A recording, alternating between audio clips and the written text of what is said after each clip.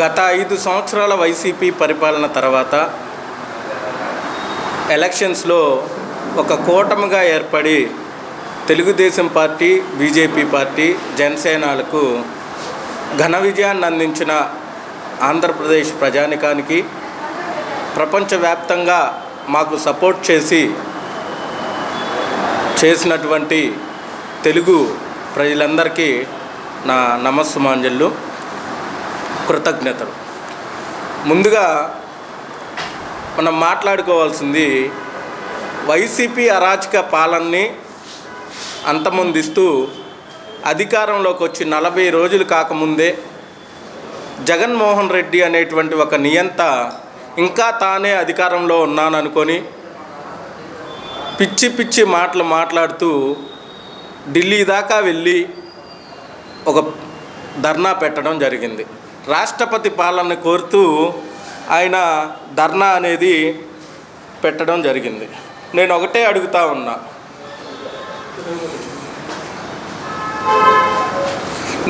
అడుగుతా ఉన్నా, మీకు ప్రజాస్వామ్యం అనేది తెలుగుదేశం పార్టీ అధికారంలోకి వస్తేనే గుర్తొస్తుందా? మీరు ప్రజాస్వామ్యబద్ధంగా పరిపాలన కొనసాగించారా? మీరు రాజారెడ్డి రాజ్యాంగాన్ని ఒకటి ఏర్పాటు చేసుకొని కబ్జాలు చేస్తూ ఇసుక mafia, granite mafia, liquor mafia అంటూ రాష్ట్రాన్ని అతలాకుతలం చేసి నాశనం చేసినటువంటి మీరు ఈరోజు అధికారం కోల్పోయేసరికి శ్రీరంగ నీతులు గుర్తొచ్చినాయా? రెండోది, ఈరోజు తెలుగుదేశం పార్టీ అధికారంలోకి వచ్చి కేవలం 40 రోజుల్లోనే రాష్ట్రానికి కావలసినటువంటి అనేక రకాలైనటువంటి విషయాల మీద దృష్టి సారించి ముఖ్యంగా 7 రకాలైనటువంటి అభివృద్ధి కార్యక్రమాలకి నారా చంద్రబాబు నాయుడు గారు అద్భుతమైనటువంటి ప్రణాళిక రచించి దానికి అనుగుణంగా కేంద్ర ప్రభుత్వం ద్వారా తనకున్నటువంటి చాకచక్యంతో ఈరోజు 17,000 కోట్ల రూపాయలు అమరావతి అభివృద్ధికి తేవడమే కాకుండా గ్రామీణ అభివృద్ధి దాని మీద రోడ్ల కోసం ఒక 5,000 కోట్లు, అలాగే వైజాగ్ టు చెన్నైకి పారిశ్రామిక కారిడార్ను ఏర్పాటు చేయడం జరిగింది. నేను అడుగుతూ ఉన్నా, ఇవన్నీ కూడా చంద్రబాబు నాయుడు ఇంటి కోసమో లేకపోతే తెలుగుదేశం పార్టీ కార్యకర్తల కోసమో కాదు, రాష్ట్రంలో ఉన్నటువంటి ప్రజానికానికి ఒక అభివృద్ధి చేస్తూ ఈరోజు చంద్రబాబు నాయుడు చేసేటటువంటి పనులు హర్షించాలి. కానీ ఇంకా ఏదో ఒక సంవత్సరం అయిపోయింది, 2 సంవత్సరాలు అయిపోయినాయి, నాశనం చేస్తున్నారు రాష్ట్రాన్ని అనేటువంటి ప్రణాళిక రచించుకొని వైసీపీ ప్రభుత్వం ప్రజల్లో ఏదైతే ఒక అపోహను సృష్టించాలనుకుంటుందో దాన్ని మేము ఖండిస్తూ ఉన్నాం.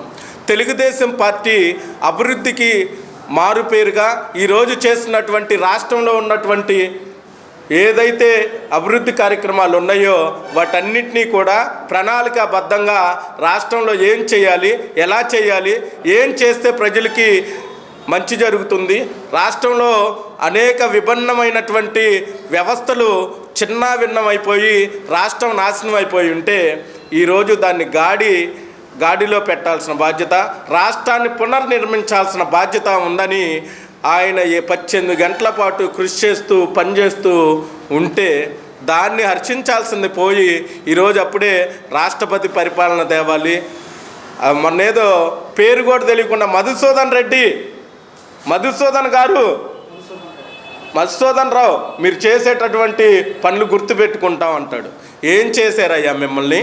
తెలుగుదేశం పార్టీ అధికారంలోకి వచ్చినాక ఈరోజు అప్పుడు చేసినటువంటి అరాచకాలు చేసినటువంటి రౌడీలు కానీ గోండాలు కానీ ఈరోజు విచ్చలవిడిగా ఒంగోలులో ప్రశాంతంగా తిరుగుతున్నారంటే, రాష్ట్రంలో ప్రశాంతంగా తిరుగుతున్నారంటే తెలుగుదేశం పార్టీ యొక్క నిబద్ధత, తెలుగుదేశం పార్టీకి ఉన్నటువంటి క్రమశిక్షణ.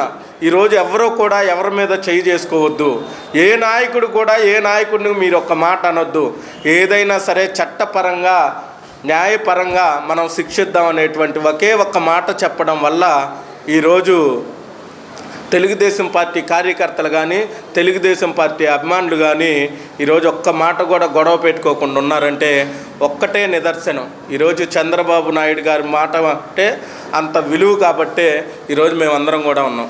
నేను ఒకటే చెప్తూ ఉన్నా, ఈరోజు కనుక చంద్రబాబు నాయుడు గారు కానీ లోకేష్ గారు కానీ పవన్ కళ్యాణ్ గారి మిమ్మల్ని ఇబ్బంది పెట్టినటువంటి కార్యకర్తల్ని మీరు ఒక్క నిమిషం అవకాశం ఇస్తే ఎమ్మడబడి కొడటానికి సిద్ధంగా ఉన్నారు కార్యకర్తలు.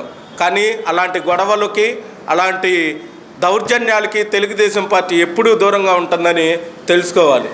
ఇంకో విషయం ఏంటంటే, నిన్న మా పరిధిలో ఉన్నటువంటి ఎర్రగొండపాలెంలో తాడిపర్తి చంద్రశేఖర్ అనేటువంటి ఎమ్మెల్యే, ఈయన రాజకీయాలకు ఎప్పుడొచ్చాడో తెలియదు, రాజకీయాల్లో ఎలా ఉన్నాడో తెలియదు. ఈరోజు ఎమ్మెల్యే అవకాశం వచ్చింది, సరే కష్టపడి గెలిపించుకున్నారు వైసీపీ వాళ్ళు, చేత అయితే మంచి చెయ్యి, లేకపోతే లేదు. అంతేగాని ఈరోజు అన్నా క్యాంటీన్ని అంత దుర్మార్గంగా నీచంగా మాట్లాడినటువంటి తాడిపర్తి చంద్రశేఖర్కి సిగ్గుందా అని నేను ప్రశ్నిస్తూ ఉన్నా. అన్నా క్యాంటీన్ అనేది గత 5 సంవత్సరాల్లో కూలోళ్ళు కష్టాలు ఇబ్బంది పడి, కార్మికులు కర్షకులు ఇబ్బంది పడి తినటానికి కూడా లేని పరిస్థితుల్లో అన్నా క్యాంటీన్ తీసేశారు, ఇసుక తీసేశారు, ఇసుక ఆన్లైన్ చేశారు. అలాంటి పరిస్థితుల్లో పనులు లేక ఇబ్బంది పడ్డటువంటి వాళ్ళకి అలాంటి టైంలోనే కూడి పెట్టినటువంటి అన్నం పెట్టినటువంటి వైసీపీ ఈరోజు అంత నీచంగా ఏమంటాడు, 5 రూపాయలకి కుక్కలకు పడేసినట్టు పడేస్తున్నారు అంటారా? ఈరోజు అన్నా క్యాంటీన్ ఇచ్చేది 5 రూపాయలకి కాదు, కొంతమంది ప్రజలకి తెలుసుకోవాల్సిన బాధ్యత ఉంది. ఈరోజు అన్నా క్యాంటీన్లో పెట్టేటటువంటి అన్నం 42 రూపాయలు ఖరీదు చేసిద్ది. ఈ 42 రూపాయలు కూడా మున్సిపాలిటీ కొంత కంట్రిబ్యూషన్ ఇచ్చిద్ది, అలాగే ప్రభుత్వం కొంత కంట్రిబ్యూషన్ ఇచ్చిద్ది. 5 రూపాయలు పేదవాడి కంట్రిబ్యూషన్గా తీసుకొని ఈరోజు ఇస్కాన్ అనేటువంటి ఒక సంస్థ పేదలకి అన్నం పెట్టడానికి ముందుకు వస్తే ఎంత చక్కటి భోజనం. నేను కూడా ఒకరోజు తిన్నా అన్నా క్యాంటీన్లో. అలాంటి భోజనం బయట తినాలంటే కనీసం 60-70 రూపాయలు ఖర్చు అవుతుంటే ఈరోజు కూలి పనులు చేసుకునేటువంటి పేదవాళ్ళకి 5 రూపాయలకి అన్నం పెడుతుంటే ఓర్చుకోలేనటువంటి చంద్రశేఖర్కి చెప్తున్నా, ఈరోజు నీ బినామీలో నీ పార్ట్నర్స్లో జరుగుతున్నటువంటి బిలాలు హోటల్ ఉంది.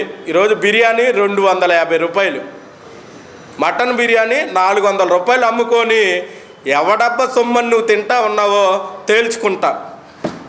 నేనైతే ఒకటే చెప్తా ఉన్నా, నీ బిలాల్ రెస్టారెంట్లో 400, 500, 200, 300 పెట్టి బిర్యానీ అమ్మిచ్చే నువ్వు ఈరోజు అన్నా క్యాంటీన్ ద్వారా పేద ప్రజలకు అన్నం అందించేటటువంటి అన్నా క్యాంటీన్ని తప్పుగా పెట్టావు. కాబట్టి నువ్వు ఒంగోలు వస్తే ఖచ్చితంగా నిన్ను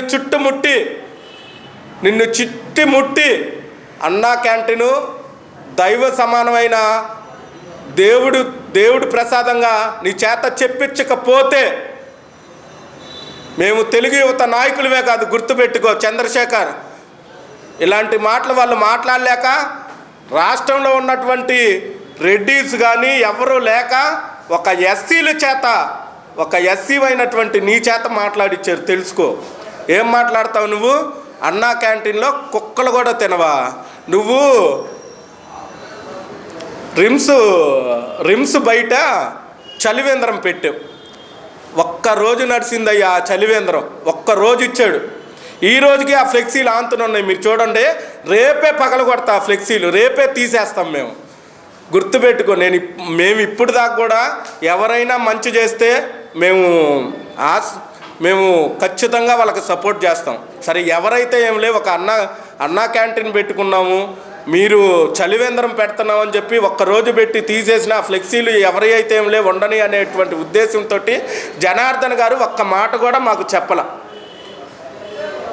జనార్దన్ గారు ఎవరికైనా మంచి చేస్తారు తప్పితే అట్లాంటి తప్పుడు పనులు ఎప్పుడూ చేయడని తెలియజేస్తూ, చంద్రశేఖర్కి ఇదే ఆఖరి వార్నింగ్. ఇంకోసారి మాట్లాడేటప్పుడు ఒళ్ళు దగ్గర పెట్టుకొని కొవ్వు తగ్గించుకొని మాట్లాడు.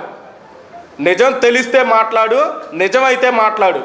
ఏదో ఒక ఇప్పుడే ఎమ్మెల్యే పదవి వచ్చేసింది, ఇంకా మళ్ళీ వస్తుందో రాదో, మళ్ళీ ఏదంటే అది మాట్లాడి కాంట్రవర్సీ చేసి రాష్ట్రంలో నీకంటూ గుర్తింపు తెచ్చుకోవాలనుకుంటే అన్నం విషయంలో అలాంటి మాటలు మాట్లాడకూడదు. నువ్వు తప్పు చేసావని ఒప్పుకొని అన్నా క్యాంటీన్ను నా తప్పు ఆ అన్నం గురించి అలా మాట్లాడకూడదని చెప్తేనే ఖచ్చితంగా మేము వదిలేస్తాం. లేకపోతే తెలుగు యువత తరపున నీ ఇల్లు చుడతామని చెప్పి చుట్టుముడతామని చెప్పి తెలియజేస్తూ సెలవు తీసుకుంటున్నాను.